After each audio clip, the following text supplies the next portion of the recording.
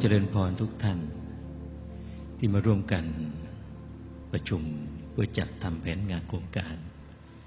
ในการที่จะศึกษาเรื่องภัยพิบัติจากสิ่งแวดล้อมธรรมชาติทั้งหลายโดยเฉพาะอุทกภัยและดินสไลด์อันเป็นคนที่ศึกษาบนเกาะภูเก็ตแห่งนี้จริงๆแล้วเรื่องของการทำแผนเผชิญเหตุในการศึกษาเรื่องปัญหานี้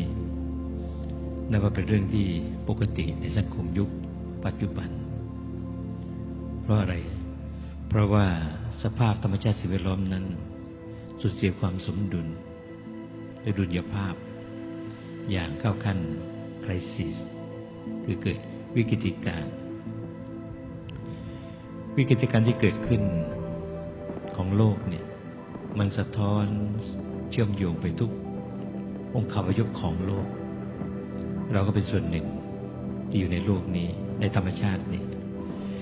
ก็ย่อมเป็นธรรมดาที่ต้องรับผลนี้ไม่ต่างตรงกระถางออกปัญหาจริงขึ้นอยู่กับว่าเราได้ศึกษาปัญหาเหล่านี้หรือไม่พร้อมที่จะเผชิญกับภัยพิบัติเหล่านั้นด้วยการหลีกเลี่ยงออกมาจากปัญหานั้นและไม่ทำปัญหานั้นซ้ำเติมลงไปไปเกิดจากภัยเป็นมหันตับภัยอันตภัยตรงนี้คือเป็นเรื่องของความรับผิดชอบของสังคมที่ต้องร่วมกันในทุกฝ่ายวิกฤตการณ์เนี่ยถ้ากล่าวคำนี้แล้วเนี่ยออกจะเป็นไปในทางลบที่เป็นห่วงเวลาที่เกิดอันตรายหัวเลี้ยวหัวต่อที่จะนำไปสู่ความว่าวิบัติหรือหายนะคือมีภัยมีโทษแต่จริงๆแล้วเนี่ยมันไม่ได้ไปในทางลบเป็นส่วนเดียวก็วิกฤตการณ์นี่มันเป็นเครื่องเตือนจิตให้เราตื่นรู้ขึ้นมาเพื่อตระหนักรู้กับปัญหาที่กำลังเกิดขึ้นกำลังก่อการเพื่อที่จะให้เกิดปรากฏการณ์ที่เข้าขั้นวิกฤตการณ์ซึ่งเมื่อเราศึกษาปัญหานี้อย่างถูกต้องและไม่ประมาทก็ย่อมที่จะออกจากปัญหานี้ได้ดังนั้นต้องอนุโมทนากับท่านผู้ว่าราชการจังหวัดภูเก็ตที่นำทุกภาคส่วนเข้าร่วมประชุมในครั้งนี้เพื่อศึกษาปัญหานี้ในขณะที่ยังสามารถทำได้อยู่ไม่ปล่อยให้วิกฤตการณ์นี้มันแปรเปลี่ยนไปจนเกิดคำว่าพิบัติภัยก็ว่าวิกฤตการณ์ถ้าปล่อยสืบเนื่องไปมันจะเกิดคำหนึ่งว่าพิบัติภัยเกิดขึ้นพิบัติคือความชิบหายภัยคืออันตรายที่เกิดขึ้นจากวิกฤตการณ์นั้นๆแล้วเราก็โยงมาที่ว่าเป็นภัยจากธรรมชาติถามว่าธรรมชาติมีภัยหรือธรรมชาติก็เป็นภาวะปกติแสดงความเป็นจริงธรรมดาว่าเปลี่ยนแปลงแปรปรวนไปตามเหตุและปัจจัยนั้นๆเมื่อไหร่ก็เปลี่ยนแปลงไปในภาวะที่คงที่เคลื่อนไปตามเหตุปัจจัยที่เป็นปกติแล้วก็มองว่าเป็นธรรมดาของความเปลี่ยนแปลงนั้นๆเพราะฉะนั้นภัยจากธรรมชาติจึงเป็นเรื่องปกติสะท้อนความจริงว่าธรรมชาติมีสองด้านทั้งภัยและอภัยทั้งสิ่งที่เป็นโทษและเป็นคุณการสะท้อนภัยพิบัติภัยจากธรรมชาติทั้งหลายนั้นมันจึงสะท้อนให้เห็นว่าเรานั้นอยู่ในท่ามกลางการเปลี่ยนแปลงของโลกอยู่ทุกขณะโลกก็คือชีวิตของเราทั้งหลายเมื่อชีวิตเนี่ยก็คือธรรมชาติก็คือโลกธรรมะข้อหนึ่งในความเป็นธรรมชาติโลกชีวิตก็คือความเปลี่ยนแปลงในทุกขณะเป็นความเปลี่ยนแปลงที่ยากจะทนทานความยากจะทนทานจะทำให้เกิดความทุกข์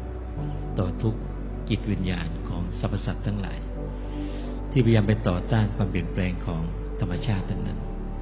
ภัยธรรมชาติเป็นสิ่งที่ควรต้องศึกษา พื่อเห็นด้านหนึ่งของธรรมชาตินอกจากอีกด้านหนึ่งที่เรามองดูสวยงามแล้วย่อมมีด้านหนึ่งที่ตรงข้ามเสมอธรรมชาติจะมีสองด้านประกอบเกิดขึ้นดังกล่าวว่ามีสุขก็ต้องมีทุกข์มีประโยชน์ก็มีสิ่งหนึ่งคือตรงข้ามกันเลยคือไม่มีประโยชน์มีสาระไม่มีสาระมีเจริญก็ต้องมีวยะมีเสื่อมเป็นธรรมดาเราจะมาเอาด้านเดียวนั้นก็ไม่ใช่ละไม่ใช่เรียกว่าโลกไม่ชีวิตของเราต้องหลายก็เช่นเดียวกันมันมีความเจริญเติบโตมาผ่านหนุ่มผ่านสาวมาเดี๋ยวนี้ก็ชราแก่เฒ่าไม่นานก็ต้องทิ้งร่างนี้ไว้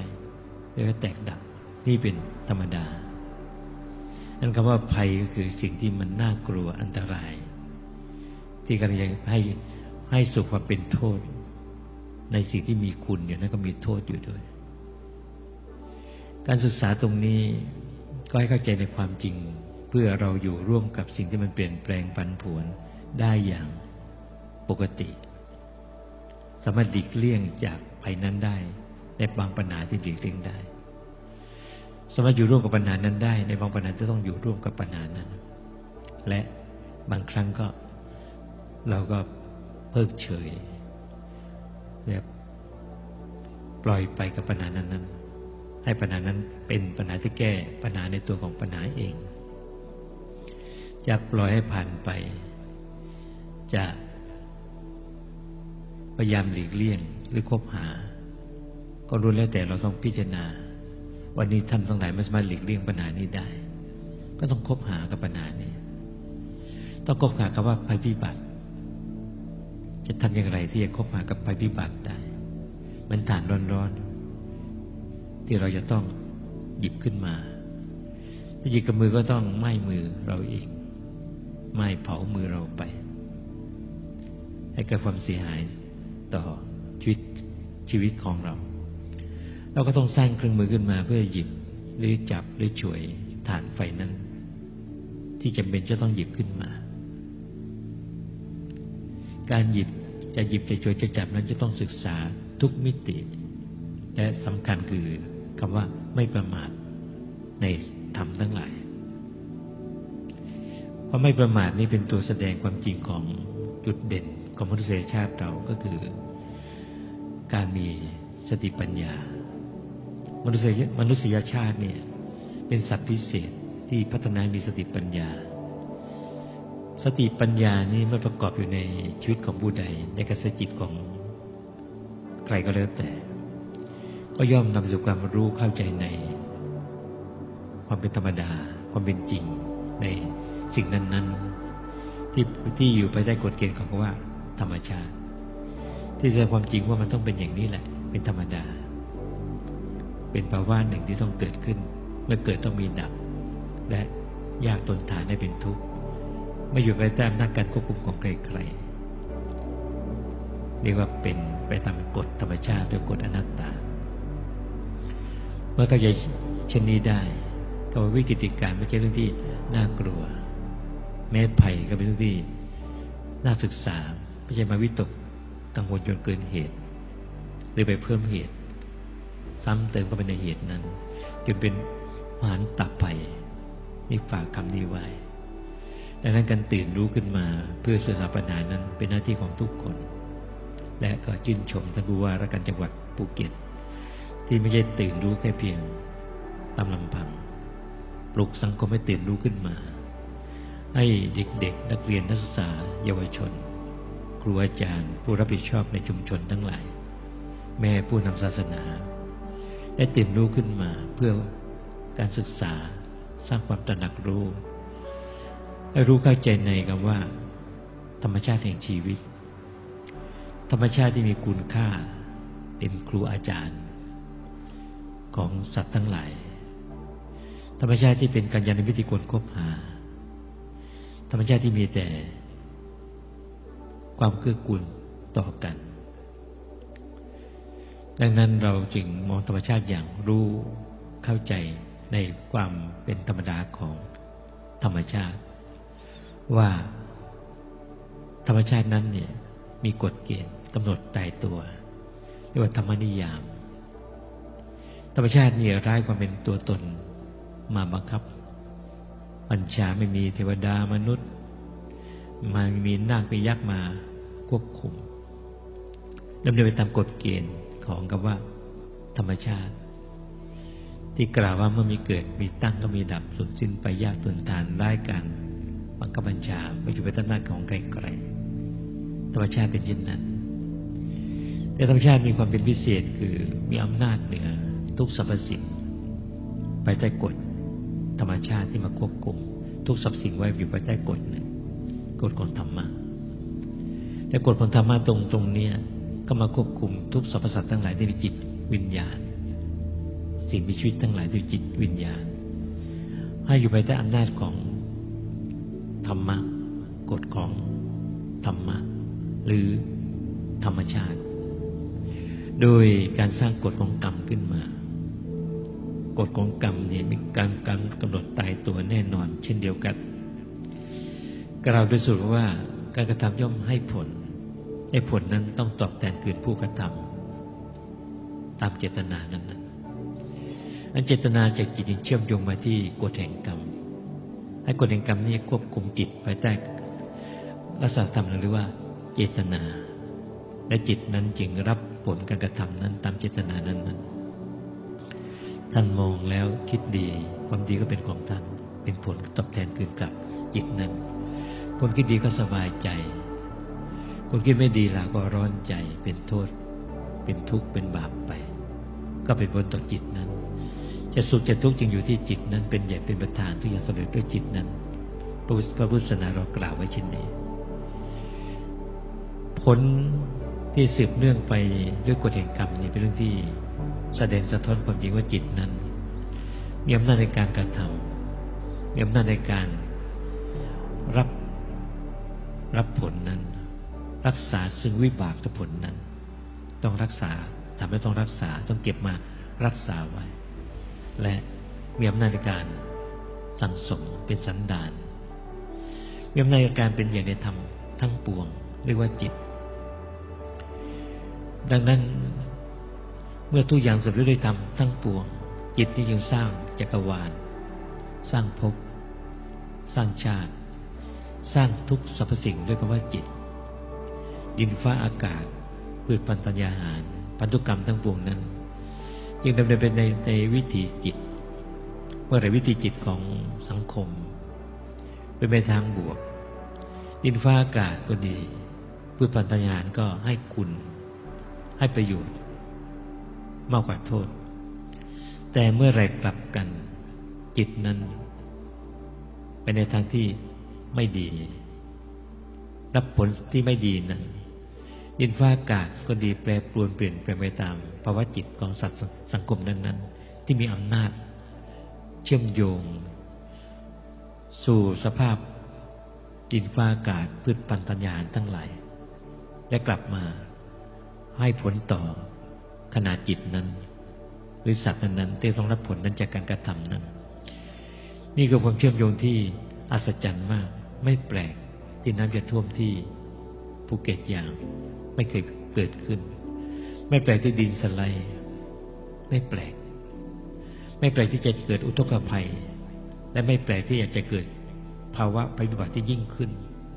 หากมีการทำลายสิ่งแวดล้อมทำลายสภาพนิเวศต่างๆทำลายธรรมชาติด้วยจิตที่มีความโลภโมโทสันประกอบอยู่ด้วยอำนาจของกิเลสที่มีแต่ความเศร้าหมอง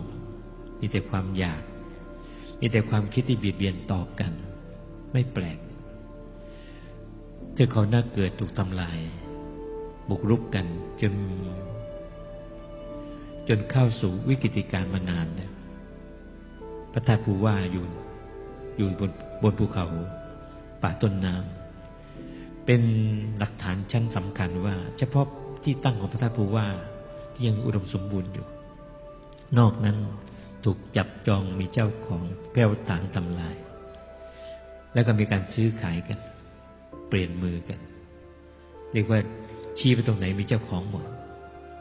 ทั้งที่เป็นป่าต้นน้ำและที่สำคัญคือมีการทำลายกันอย่างต่อเนื่องเสียงตัดไม้ เสียงต้นไม้ใหญ่ล้มมีตลอดเวลาสิ่งที่เกิดขึ้นมันไปเกิดขึ้นซ้ำเติมก็ว่าภัยธรรมชาติที่มีอยู่แล้วให้เกิดเป็นมหันตภัยขึ้นอันเกิดจากน้ำมือของมนุษย์ธรรมชาติจึงไม่ใช่สิ่งที่น่ากลัวธรรมชาติมีวงรอบของเขาปกติแต่ความมีคุณมีโทษมีภัยมีอภัยแต่มนุษย์ที่ประกอบด้วยกิเลสที่หนาแน่นมีจิตที่ชั่วร้ายปรารถนาแต่ลามกมุ่งไปในแต่เรื่องของความยินดีใคร่ปรารถนาในเบญจกามอยากได้อยากมีจนโลภโมโทสันเกินกำลังที่จะควบคุมได้ภัยพิบัติจากจิตของมนุษย์เนี่ยจึงไปซ้ำเติมให้ภัยธรรมชาตินั้นให้โทษและรุนแรงยิ่งขึ้นจิตของมนุษย์เนี่ยที่เป็นโทษก็ไปเชื่อมโยงกับภัยธรรมชาติเพื่อตอบแทนคืนกลับให้มนุษย์นั้นรับผลนั้นคนนี้ทำคนนี้ไม่ได้ทำสังคมมีความหลากหลายแต่ที่สุดเมื่อสังคมอ่อนแอทุกคนต้องรับผลนั้นอย่างเสมอกันเพราะไม่ทำแต่เราก็ขาดการที่มารวมกลุ่มกันคิดหาวิธีการปกป้องยับยั้งให้คนไม่ดีเหล่านั้นได้หยุดพฤติกรรมและเราเข้าไปช่วยกันดูแลเพื่อพิทักษ์รักษาผืนป่าสิ่งแวดล้อมนั้นให้มีความสืบเนื่องในความเป็นธรรมชาติที่สมบูรณ์เพื่อความอุดมสมบูรณ์ในฝ่ายของความเจริญอันมีอยู่ในธรรมชาติทั้งหลายอันความอุดมสมบูรณ์ของธรรมชาติทั้งหลายเนี่ยมันก็ยังสืบต่อได้ถ้ามนุษย์ใช้สติปัญญารักษาระบบของนิเวศและป้องกันภัยต่างๆไม่เกิดขึ้นเพราะเราทำกันมากมายอย่างนี้เผาป่าทำลายป่าแล้วก็ทำลายสิ่งแวดล้อมทั้งหมดจนสูญเสียที่สุดขึ้นมาจึงเกิดภาวะวิกฤตอันหนึ่งเรียกว่าวิกฤตของโลกร้อนหรือ climate change เพราะว่าโลกร้อนเป็นว่าที่มันปกคลุมไปทั่วเป็นภาวะที่ทุกคนต้องยอมต้องรับผลนั้นและวันนี้เป็นเรื่องของวิกฤตการณ์ที่ให้ผลแล้วทานน้ำแข็งที่ละลายภูเขาน้ำแข็งที่สลายพื้นป่าต่างๆแผ่นดินสูญเสียความอุดมสมบูรณ์ความชุ่มชื้นจนที่สุดเกิดไฟไหม้ป่าในประเทศต่างๆในหน้าแล้งอย่างรุนแรงที่สำคัญกลับไปเติมน้ำให้มหาสมุทรนี้มันสูงยิ่งขึ้นมากขึ้นและภาวะการสะสมในมหาสมุทรในทะเลนั้นมีความร้อนสะสมสูงขึ้นเพราะแผ่นดินนี้มีความร้อนที่สะสมสูงขึ้นโดยวิกฤตการณ์ของโลกร้อนหรือ climate change จึงเกิดการละลายหรือระเหยของมวลน้ำมากกว่าปกติแม่น้ำทะเลน้ำผสมจะมากขึ้นแต่ก็มีภาวะวิกฤตร้อนที่ทำให้เกิดการระเหยไปสภาพขึ้นไปเป็นก๊าซเป็น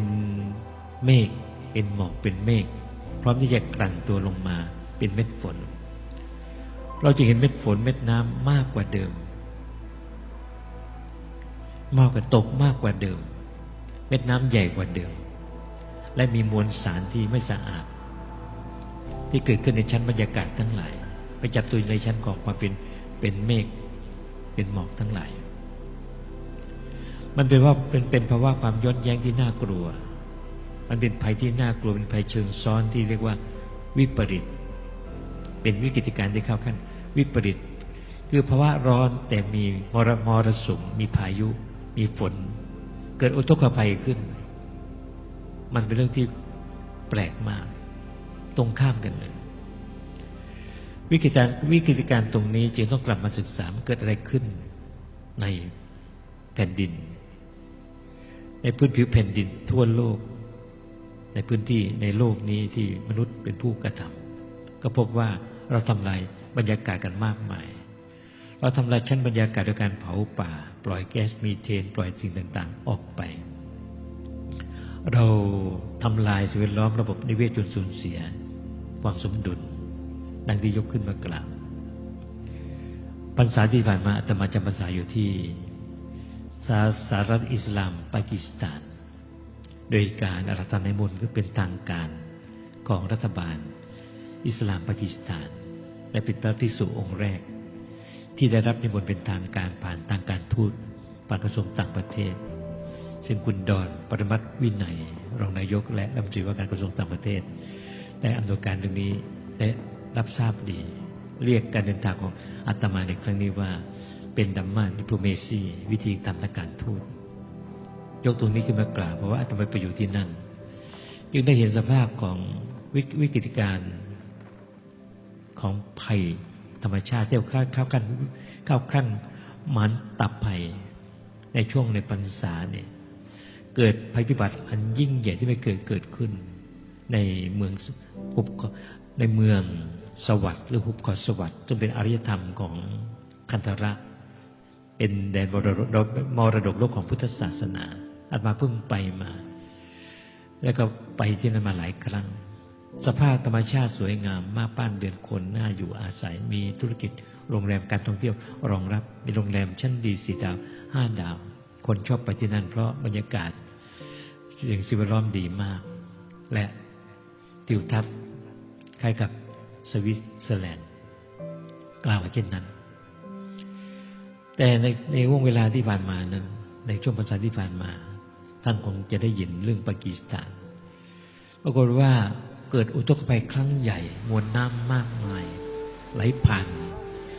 มาจากต้นน้ำภูเขาทั้งหลายทาถมลงมาในพื้นที่ล่างคำว่าหินลอยน้ำได้เนี่ย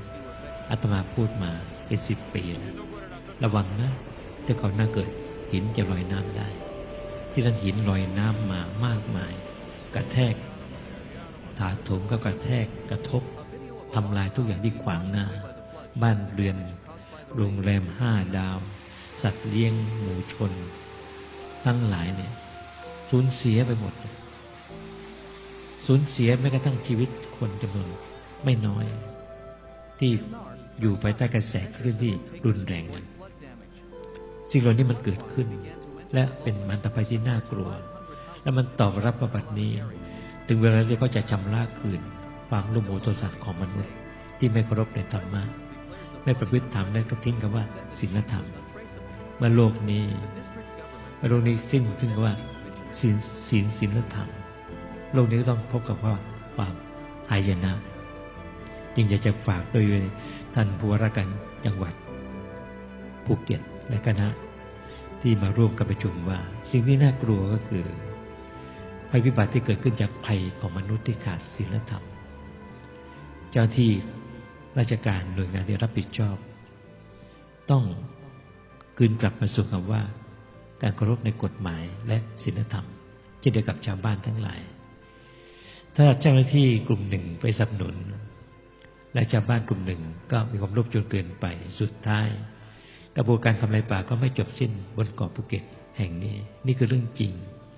ที่มีหลักฐานมีความชัดเจนและมีการกระทำที่เปิดเผยกราบพูดกันได้ไม่อายปากแต่ว่ามีส่วนร่วมกันมีประโยชน์ร่วมกันยิ่งฝากประเด็นปัญหาเหล่านี้ว่าทำอย่างไรจะทำอย่างไรให้คนตื่นรู้ขึ้นมามีความสำนึกรู้ที่ถูกต้องและกลับมาสู่คำว่าศีลธรรมด้วยความรู้ความเข้าใจที่ถูกต้องว่าการกระทำมันมีโทษกฎแห่งกรรมมันเป็นของจริงที่ให้ความยุติธรรมต่อทุกคนและทุกคนนี้ไม่พ้นกฎแห่งกรรมคุณทำลายไปทรัพย์สินไปของส่วนรวมไปให้เสียหายสังคมสิ่งแวดล้อมได้รับผลกระทบไม่ว่าคนหรือสัตว์คนนั้นเป็นเหมือนกับฆาตกรมหาชนและจะต้องรับผลกรรมนั้นอันยิ่งใหญ่มากแม้จะหลีกเลี่ยงหนีกฎหมายได้แต่หลีกเลี่ยงหนีกฎแห่งกรรมไปไม่พ้นอย่างน้อยๆเนี่ยเวลาน้ำท่วมไหลหลากจากภูเขามาชาวบ้านเขาก็จะสาบแช่งกันว่าไอ้พวกบุกป่าพวกทำลายป่าไอ้พวกคนเหล่านี้เป็นทำให้ป่าไม้เสียหาย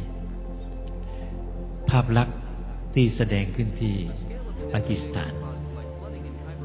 ที่หุบเขาสวัสดิ์นี่รุนแรงมากและมีความ ลักษณะใกล้เคียงกับที่เกาะหน้าเกิดเกาะภูเก็ตที่ราบลุ่มที่เป็นชุมชนธุรกิจโรงแรมมากมายบัดนี้น้ำไม่มีทางไปทะลักออกมามากมายและเพิ่มมวลน้ำมากกว่าเดิมดินหินทรายไหลมาตามน้ำทะลักและเป็นภูเขาที่เป็นทรายที่มีหินก้อนๆเป็นโครงสร้างการจับเกาะไม่แน่นเหมือนเดิมพืชพันธุ์ทั้งหลายปกคลุมผิวดินก็ถูกทำลายเกลี้ยงดังนั้นวิกฤตการณ์ที่จะซ้อนขึ้นในภัยธรรมชาติอันเกิดจากภัยของมนุษย์ย่อมเป็นไปได้ที่จะยกระดับเป็นมรรคอันตับภัยจึงขออนุโมทนาที่ท่านทั้งหลายตื่นขึ้นมาเพื่อทำแผนเผชิญเหตุเพื่อป้องกันภัยพิบัติเหล่านี้ไม่เกิดขึ้นเพื่อรักษาธรรมชาติบนเกาะภูเก็ตนี้ให้สืบเนื่องต่อไปเพื่อประโยชน์ของยุวชนประโยชน์ของประชาชนในรุ่นต่อๆไปอนุชนรุ่นต่อๆไปและเพื่อประโยชน์ของแผ่นดินอาตมาจะเห็นเกาะภูเก็ตแห่งนี้อยู่ในความเป็นธรรมชาติที่สมบูรณ์แม้มีความเปลี่ยนแปลงไปตามภาวะปกติแต่ไม่ใช่ถูกทำลายจากมือของมนุษย์และเชื่อมั่นว่าความเห็นความคิดความรู้ของท่านทั้งหลายนั่นแหละจะช่วยยับยั้งภัยนี้ได้เมื่อทุกคนประสานมือร่วมกันร่วมใจเป็นหนึ่งเดียวกันเราจะทำงานนี้ร่วมกันเพื่อปกป้องผืนป่าธรรมชาติแห่งเกาะภูเก็ตแห่งนี้ให้สืบเนื่องต่อไปด้วยอำนาจแห่งธรรมะด้วยการเคารพธรรมประพฤติธรรม